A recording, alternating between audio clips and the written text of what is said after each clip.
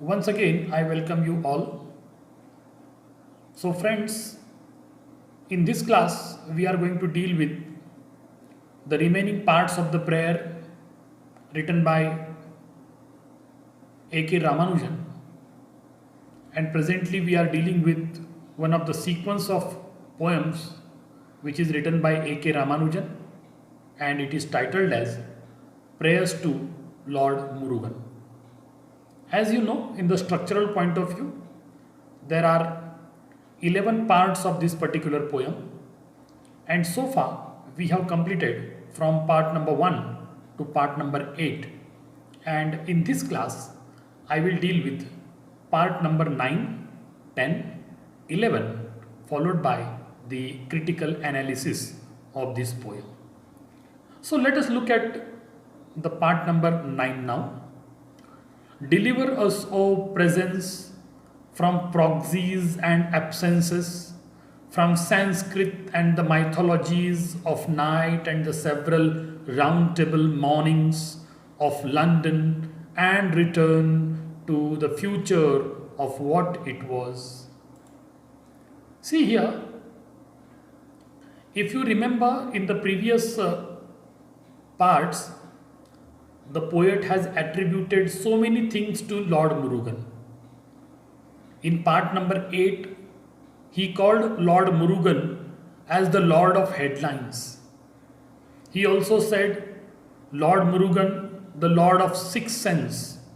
And finally, he said that Lord Murugan is the Lord of Solutions. If you remember one thing, you will realize that the part number 9 is just the continuation of the previous one, what I personally feel. The reason is the poet has already requested Lord Murugan that Lord Murugan is, of course, the Lord of the Sixth Sense. But unfortunately, all the human beings have lost their five senses. And that's why the poet has requested Lord Murugan that he should really return us whatever we have lost.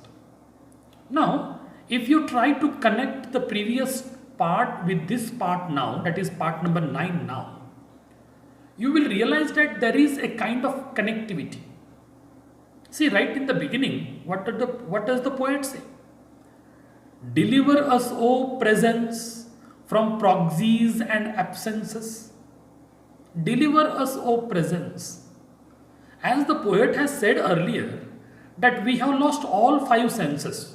What are the five senses? I repeat, to smell, to see, to feel, to listen, and to taste. Probably the entire human generation has lost this. And when the human generations have lost it, they have also lost the common sense also, the presence of mind also. And this loss is a terrific loss. There are so many proximities in life, there are so many absences. And here, whatever we are lacking and wherever we are lagging, I think this gap has to be filled by. And that's why the poet is making a request to Lord Murugan that please deliver us, O presence. Lord Murugan, whatever we have lost, please try to retain us or allow us to retain us. Because in the subsequent expression, the poet says, from Sanskrit and the mythologies of night and the several round table mornings of London. This reference to the Sanskrit language and the mythologies, of course, typical Indian Hindu mythologies, it indicates that the poet is going back to the past, having his own reminiscences of the Indian culture, tradition, custom, and whatever that we belong to, and he is making a contradiction between the heritage that we have and the kind of things which are going on in the present modern era. As I happened to mention earlier also, that A.K. Ramanujan settled down in the USA. And when he was quite away from his roots, that is Indian roots, so he felt isolated and alienated over there. Probably he is trying to make a clear reference here that from Sanskrit and the mythologies of night and the several roundtable mornings of London and return the future to what it was. So he is making a request to Lord Murugan that we will be happy if at all we could retain whatever we have lost. When the poet has said in the previous stanza or the previous part that the human beings, especially Indians, have lost their senses. Have lost their senses means we started blindly following the European culture and the European people. Whereas our lifestyle is totally different than the lifestyle of the European people.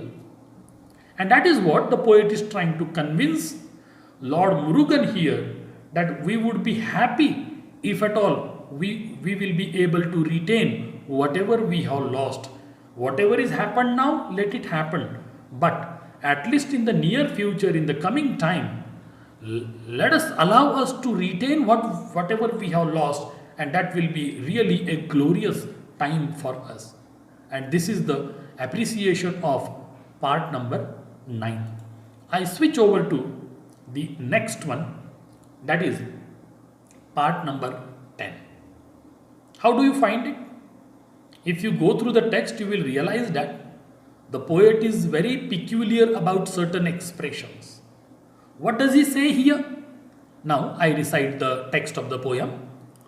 Lord, return us, brings us back to a litter of 6 new pigs in a slum and a sudden quarter of harvest. Lord of the last born, give us birth. See here.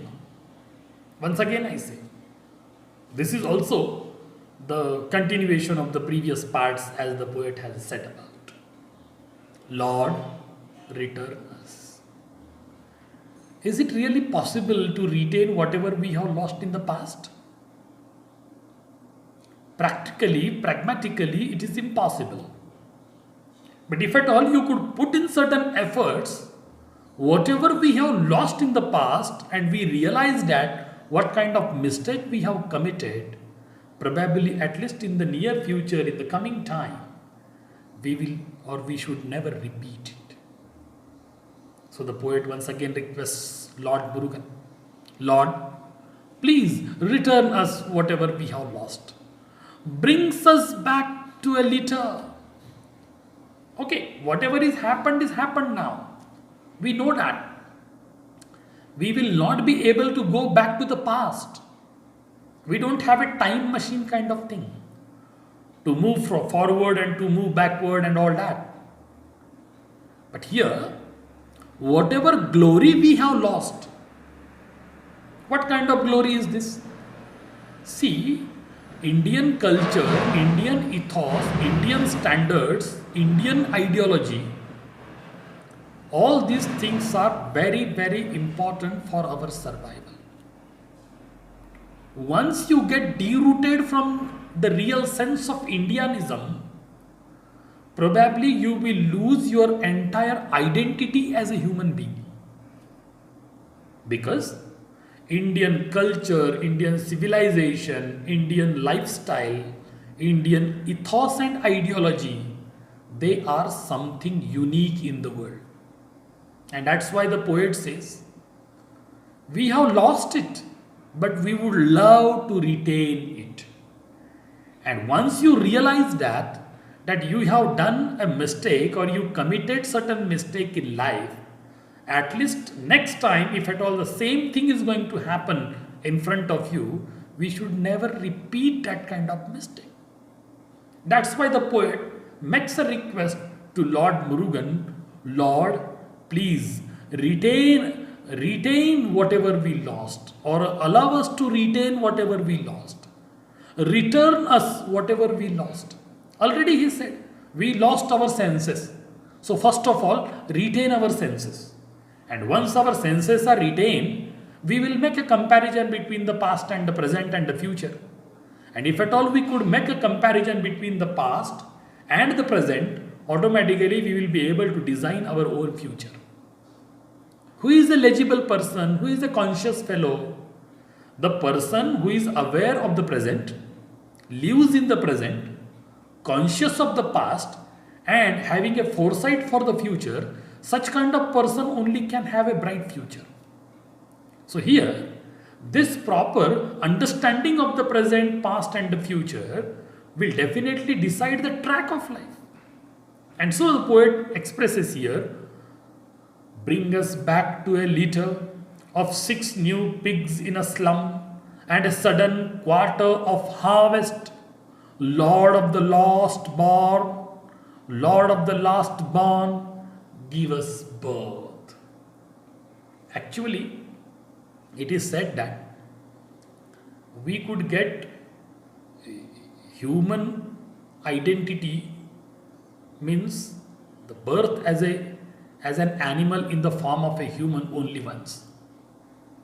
But here the poet is saying that since we lost our senses, right? So we were literally dead. There was no meaning to our life as such because we have lost our own identity. So please give us a rebirth. Give us a birth again.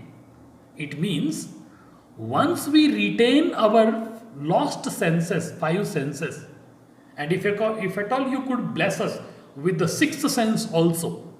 As I said yesterday, 6th sense means either a scientific talent, literary talent, or artistic talent, or technological talent, or something which is a unique speciality, identity of your personality.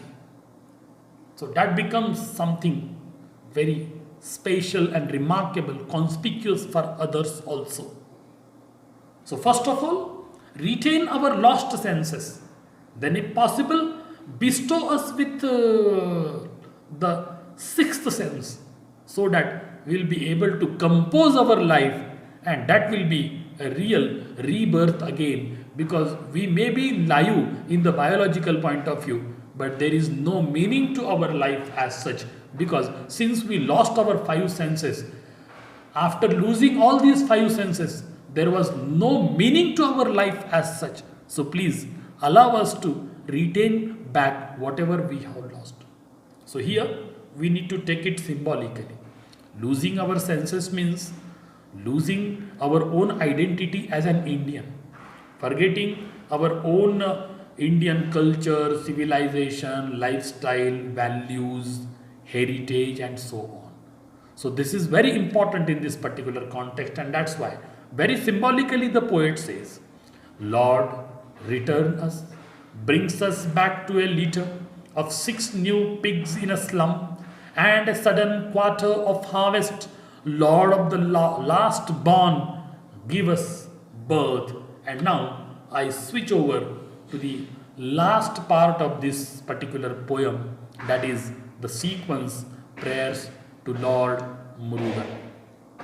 Here the poet says, Lord of lost travelers, find us, hunt us down, Lord of answers, cure us at once of prayers.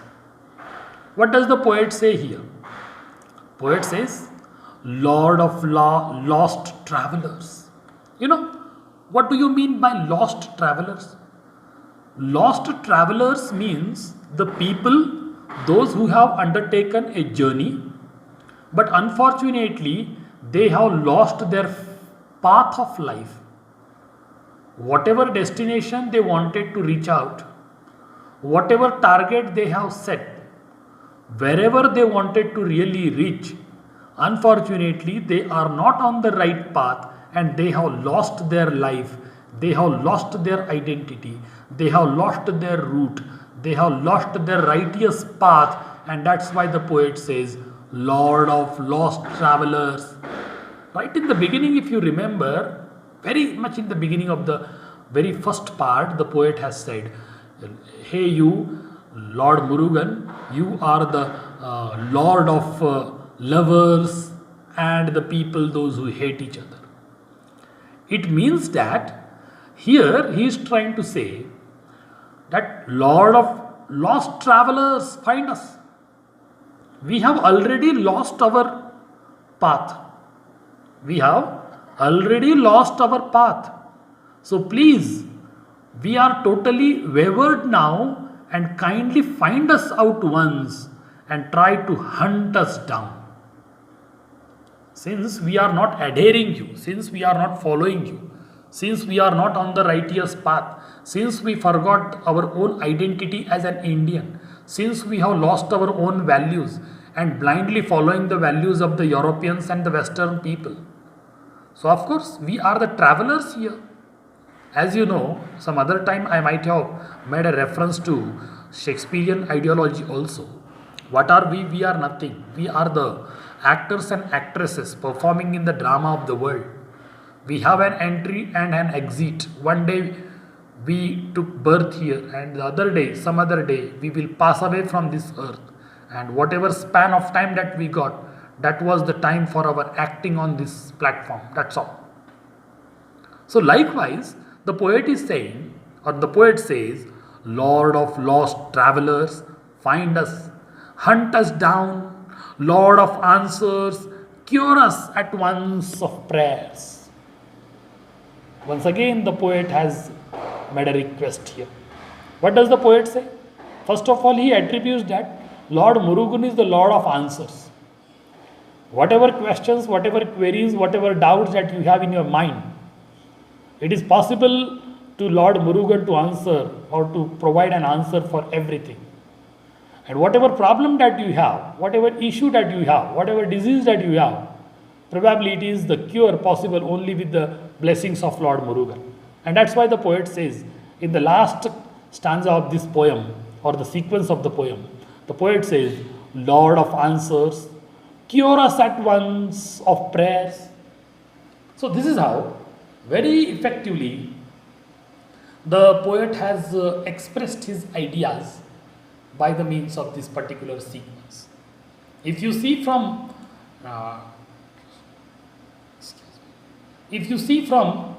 the very first part till the 11th part, you will realize that Ramanujan's poetry is a depiction of human sentiments, feelings, emotions, and so on.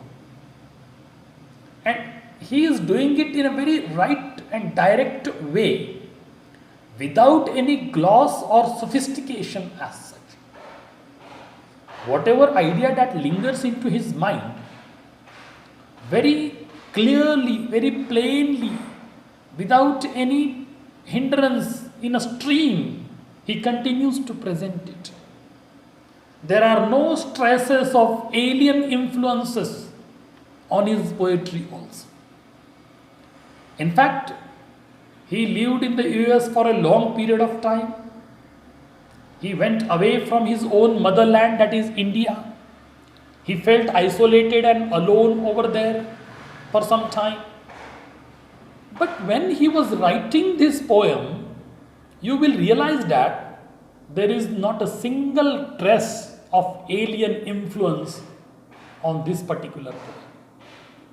In general also, if you find, Ramanujan's poems have a technical perfection which is really an extraordinary asset of his writing, I would say. At a number of occasions in the sequence of poem, especially the present sequence of poem that we have studied, the poet has inducted, the poet has introduced, the poet has induced interrogations in the ironic mode. So, making an irony is also a technique which is adopted by the poet here. And in most of the cases, wherever he writes a paradox or expresses by the means of a poetic device that is paradox, you will realize that Ramanujan clearly marks a visible paradox, which is a typical and the radical mode of expression that we could see in his poetry. Actually, his poetry is never pedantic, and it is written in a language which is very straightforward, crisp, intense, and casual. The problems which are hurdled in the path of the progress are very systematically maintained and planned by the poet. The poetry of Ramanujan is like a mirror in which one can see the face of Indian tradition, culture, civilization, and he is trying to put forward the real Indian identity. His poetry actually recognizes the vitality inherent in Indian culture and tradition, and also the changes which have taken place in the structure of Indian society as such. As a matter of fact, if you minutely observe, Ramanujan's poetry reflect his deep insight into Indian cultural patterns, and he is not only getting into the details of the Indian structural aspects of the culture, cultural patterns, civilizational issues of India. He is trying to compare and contrast with an insight, that too with the Western ideology. It means he has a better understanding of the Eastern and the Western ideologies as such. According to him, the ancient wisdom of Indian gains a new relevance in his poetry. He is trying to present a kind of conflict of the ideologies in the present world. The conflict may occur due to the religious sentiments, or the color discrimination, or any kind of discrimination that we could see in the world. Since he lived in the multicultural country like the USA for a long period of time, so he happened to come across the cultural, civilizational, racial issues in that country. And that's why his poetry is making an effort to analyze the human situations through the combined vision of Eastern and Western values. So this is what I personally feel, which is the real essence of A.K. Ramanujan's poetry. The Indian perspective and the experience towards the human problems also finds a prominent place in the poetry of A.K. Ramanujan. So it is through the appropriate images that he has depicted the human situation, contradictions, and complexities are very effectively presented by him in his poetry. His poetry, as a matter of fact, is a synthesis of the best literary traditions of the Indian writers and poets, and when it is compared with the Western world.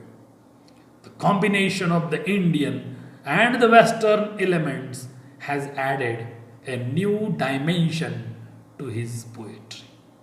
In addition, I would like to say, his focus is always on the several unexplored areas of human life which are generally neglected today by the modern poets.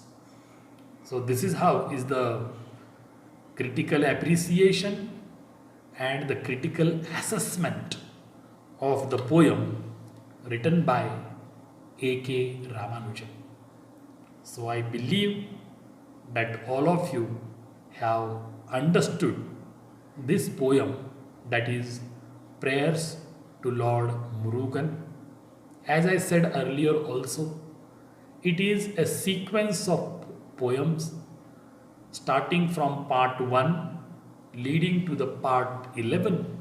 Since it is the similar idea executed by the poet, that's why this is called a sequence of prayers or sequence of poems, which is very effectively presented by the poet R. A.K.